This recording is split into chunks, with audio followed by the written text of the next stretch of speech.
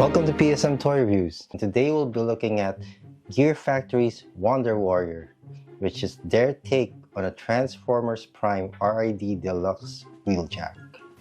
Now let's just be real here. This is basically just APC Toys under a different name, and APC Toys has the reputation of improving on what came before it, although it's still a KO. But it is highly appreciated how they actually improved on this. So let's start with accessories. If there was any reason to get this figure at this point, aside from it being hard to find now, it would be these accessories. Like, aside from straight up doing a KO version of the RID Deluxe, they actually KO'd the Dr. Wu Thunderclap upgrade kit.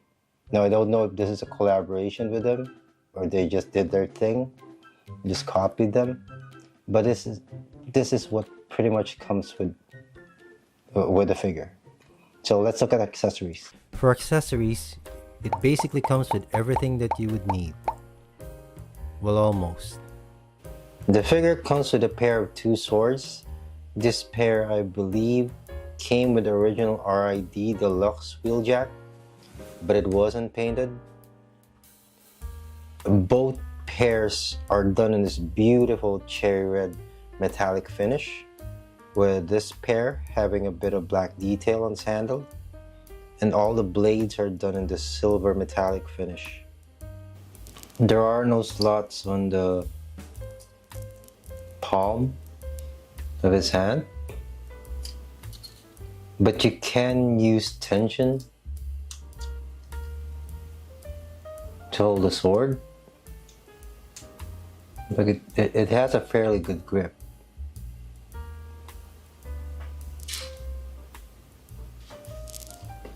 Of course, you can also get the other sword, and it holds it as well.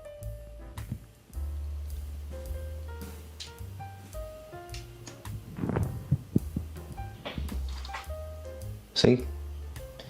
There could have been another way for them to do this. I think they could have engineered a couple of tabs or a slot for it, just to make it secure.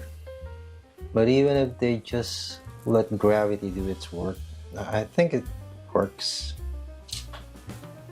For weapon storage, there are slots in the back. It's the same thing as they had with the RID Deluxe, whereas you can use these swords, the one with the pegs.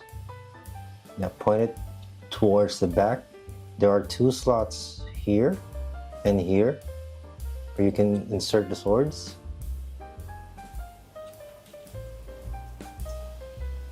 Just follow the sword's curve when you insert it, just so you don't scratch the paint or break it. There. Let's do the other one.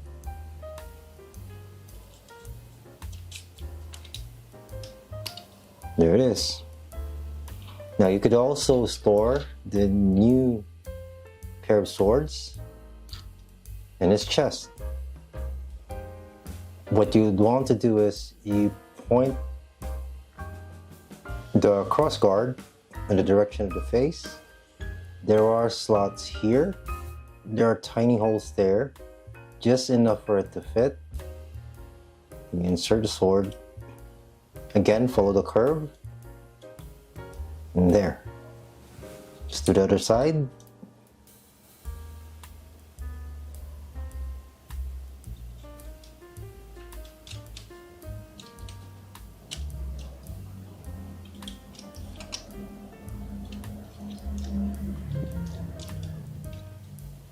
And there you have it.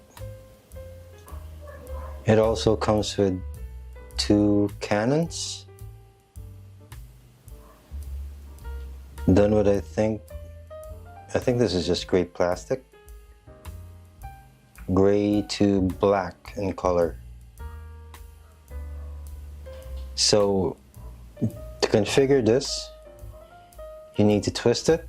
If yours is a bit hard to twist, there's a small tab here, and you lift it up first, just slight, don't force it, then turn it. I guess it only turns in one direction. So yeah, there it is. And he can hold it same way he holds sword, since there's no tabbing system. Just plop it in.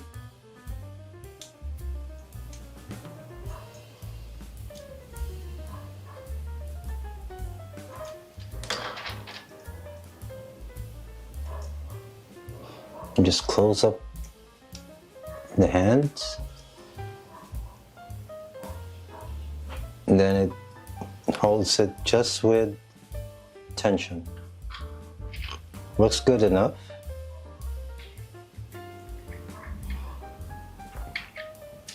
You could also utilize these ports on the shoulders by inserting them.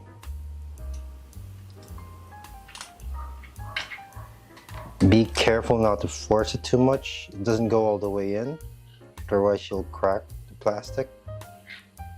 But there. It can also be done on both sides. Again, twist it.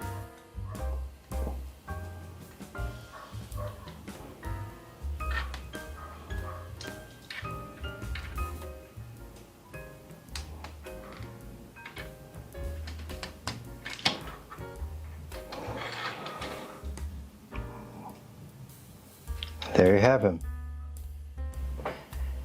It also comes with a record grenade.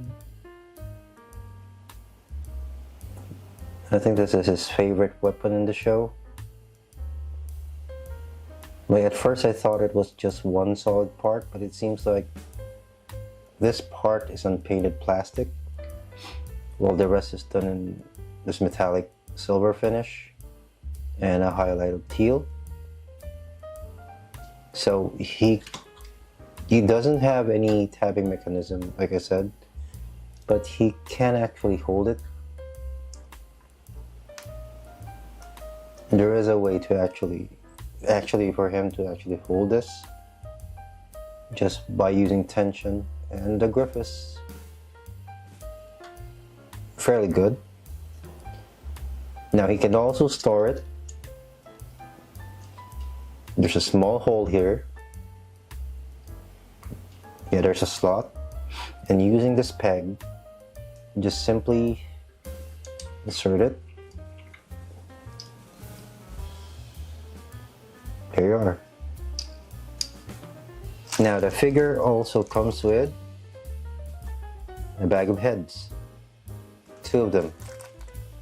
Now the figure comes with a default head that already has the battle mask, and then as an addition they provide you with a smirking face head and an angry face head. Now to replace the heads, you have to do a bit of, you have to untransform him a bit. Like open up his chest and push the head in. Now the head is just on a ball peg. Then you just pull it out. Be careful not to force it too much. There.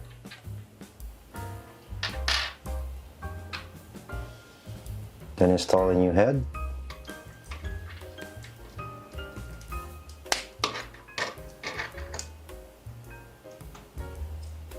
Bring it out. Line everything up. There are 2 tabs here. 2 female slots and 2 male. Just line them up. Close the chest. And there you have the replace head. Now let's take a good look at the figure. This is still basically the RID Deluxe, but they made some significant improvements to it, or rather much needed improvements to it. Let's start with the head. I think in the original, the light piping I think is a bit thicker and the blue is on the darker side, while this one they made it a bit thinner for light to pass through and a bit lighter of a blue, which makes it really look good. The silver paint is done exceptionally well and clean. So every white you see here I think is just bare plastic. I might be mistaken, but it seems like it. The paint details, the red, the greens, the yellows, are tampographed and are done beautifully. There's a very significant change that they made, I think, is at the back.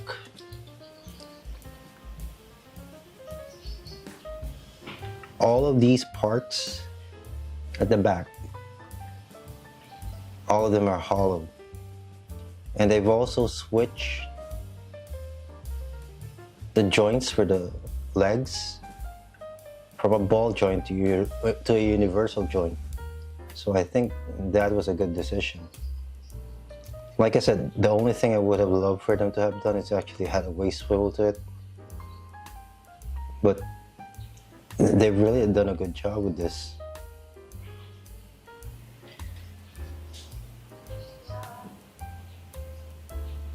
Yeah, it's pretty much the same thing. Also the hands, such a huge improvement.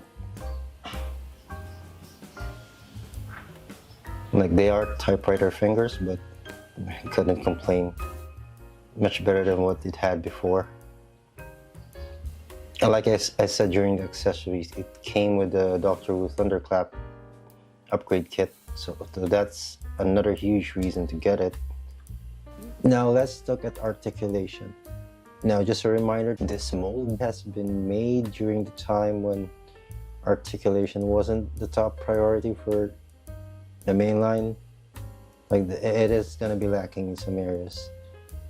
Like, the head is on a ball peg, but it's engineered in a way that it can look this far, look down this far,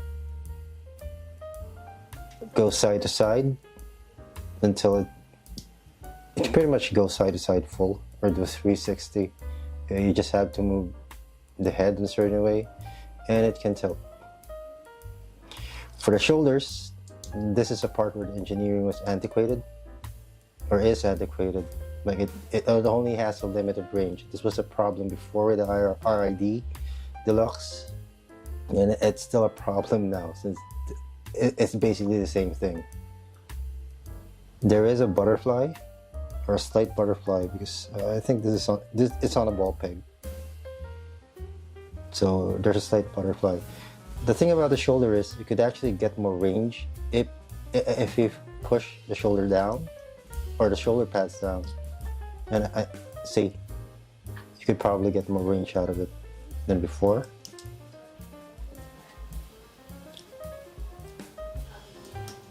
It has a bicep swivel, which is really tight there on a cut joint. It has double jointed elbows, one here and another in this pin, which basically gives you, I think, a little over 90 degrees of bend, even more I think if you lift up the shoulder pads. There.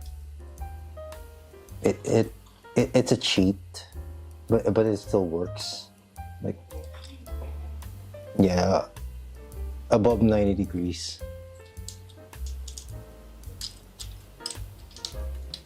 The hand goes in and out, and it swivels on a mushroom peg. Now the fingers is something new. I don't think the RID Deluxe has this. It's basically articulated on a single base pin, while two of the fingers are actually fused together and articulate. Not much, but it does move.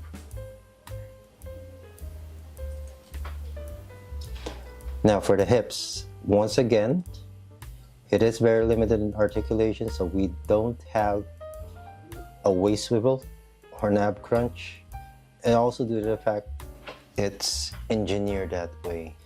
So when I saw this, I basically hoped that it would have it, or they could probably have found a way to engineer it with a waist swivel, but yeah, it is what it is.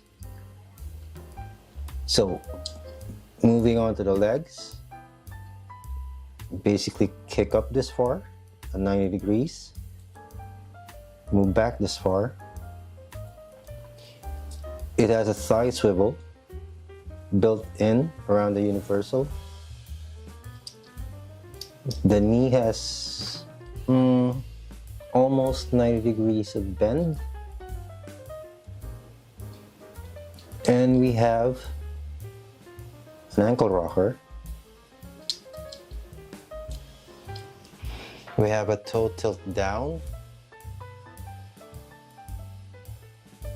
but nothing really up. Like I said, the articulation of this one was built for its time. Now on to transformation. The first thing we need to do is take care of these arms. This is a telescoping mechanism where you pull it out,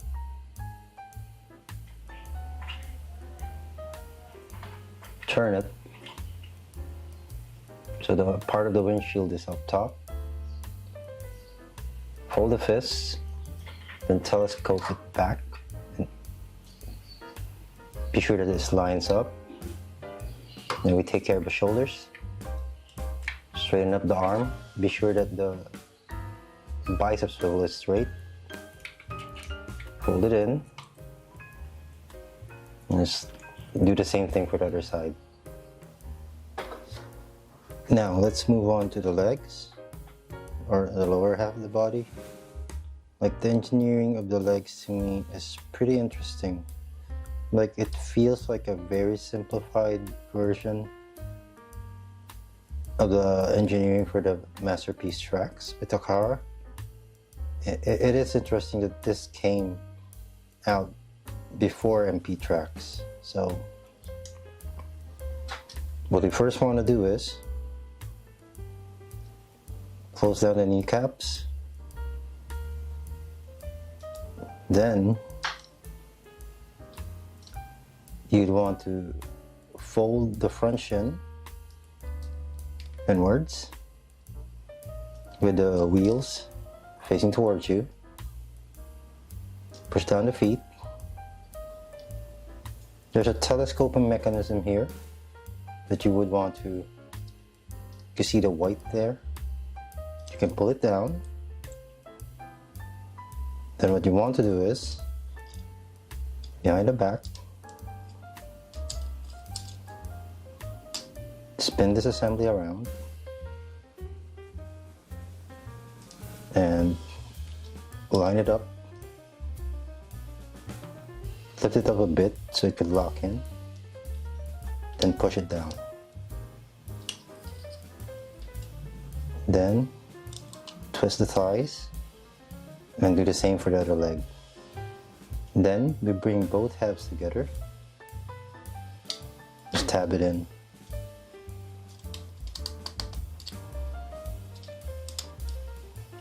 Line these up. Next, let's work on the upper part of the figure again. Turn the head 180 and open the chest.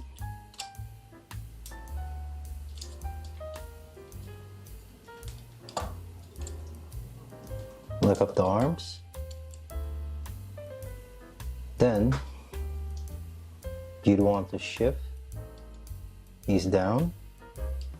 It really is, the engineering really is similar to MP tracks, even in the chest area. Let's sort it out later. Now, push the head in,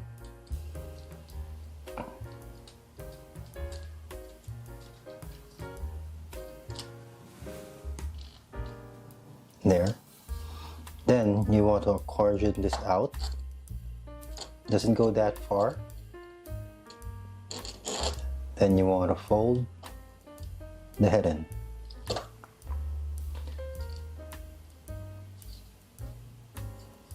Then let's close this back piece up.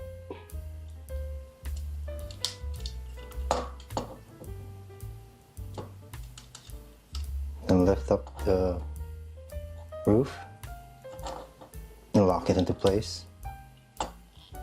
Make sure everything lines up. There.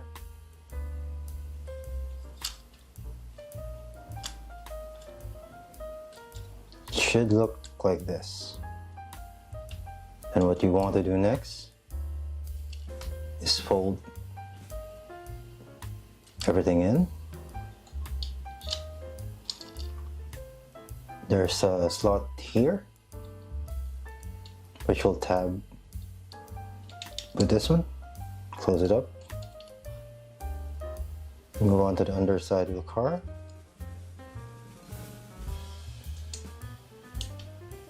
Shift this back, this one, shift both of them back.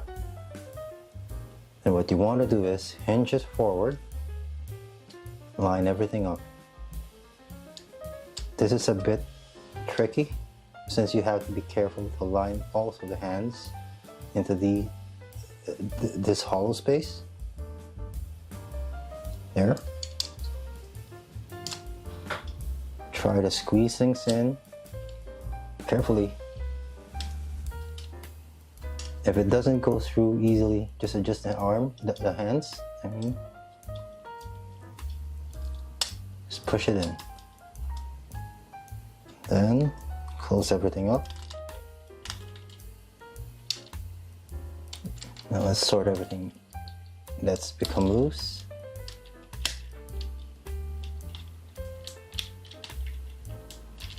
The tolerances for the transformation is pretty tight, but if you get things right, this one, everything actually fits in together nicely. Now, as a final touch, you'd want to flip these flaps out.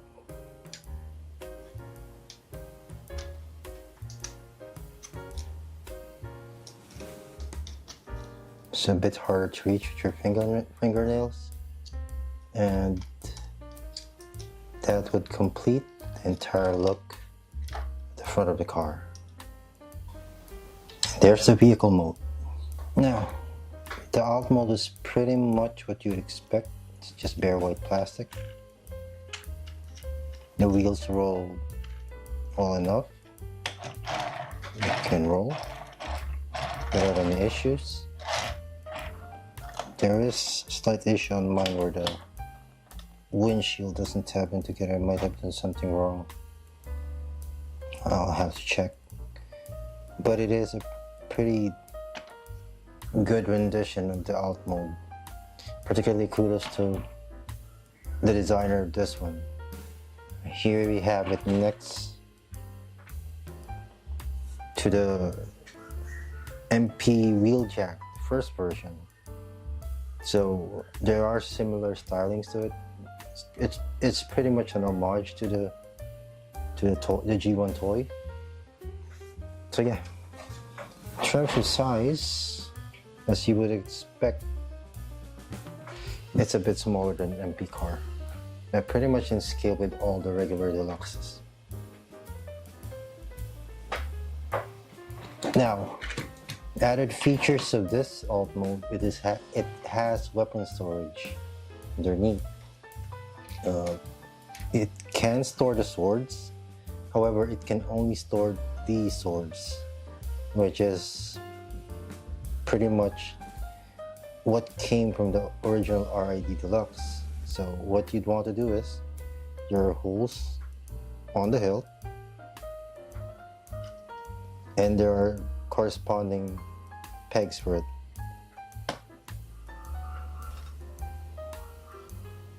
So just stick it in under the pegs. Be careful not to scratch the paint. The design is a bit off because they didn't have paint to worry about before. So I hope I'm not out of focus. Let's move out a bit. There. So just snap these in. And the same for the other one.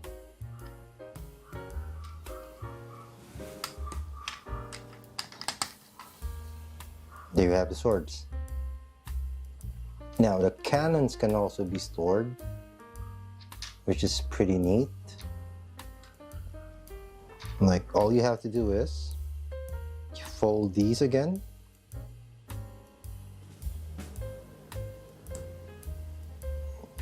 And there are corresponding notches, like this one.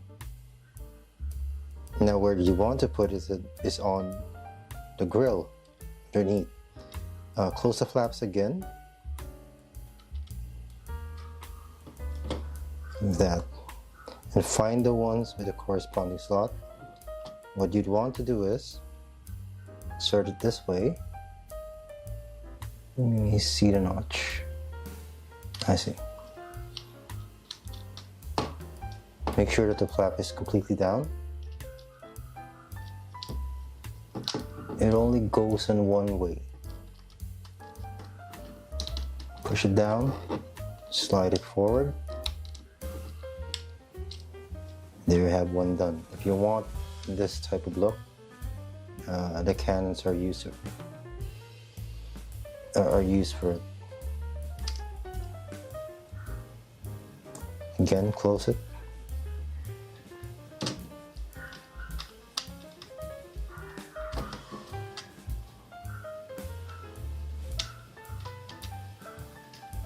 It really is harder.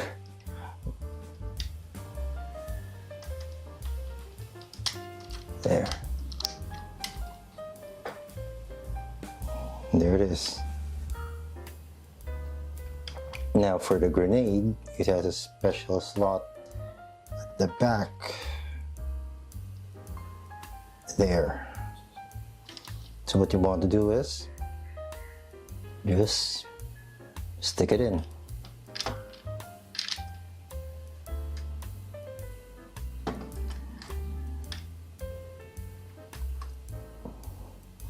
And there it is. All weapons stored except for the two new swords.